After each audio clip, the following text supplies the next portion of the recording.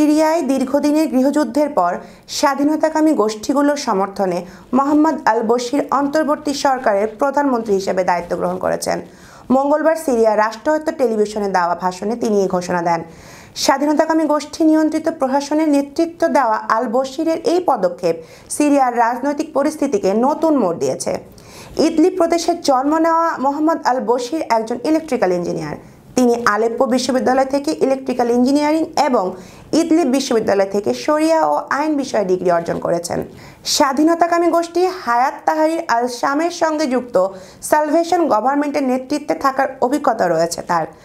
2011 সালে সিরিয়ার গৃহযুদ্ধ শুরু হওয়ার পর স্বাধীনতাকামী গোষ্ঠীগুলো ইদলিবের নিয়ন্ত্রণ নেয়। 2021 সালে তাদের পরিচালিত প্রশাসনে যোগ দেয়া আল বশির 2022-23 সালে মানবিক ও উন্নয়ন মন্ত্রণালয়ের দায়িত্ব পালন করেন।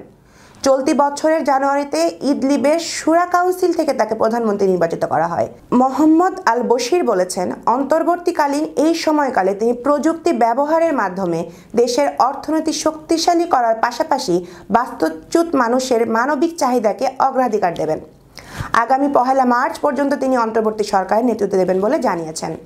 দামেস্কে বাশার আল আসাদ সরকারের পতনের পর ইদলিব সহ সিরিয়ার উত্তর পশ্চিমাঞ্চলে স্বাধীনতাকামী গোষ্ঠীগুলোর প্রভাব বৃদ্ধি পায়। বর্তমানে হায়াত তাহরির আল শামের নেতৃত্বাধীন সালভেশন গভর্নমেন্ট অঞ্চলটি নিয়ন্ত্রণে রয়েছে।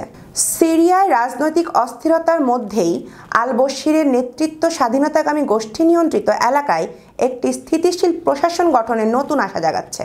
রাকিবুল ইসলাম রইসের প্রতিবেদনে আমি মাহিরা আফরোজ। এতক্ষণ ফেস দ্য পিপলের সাথে থাকার জন্য ধন্যবাদ।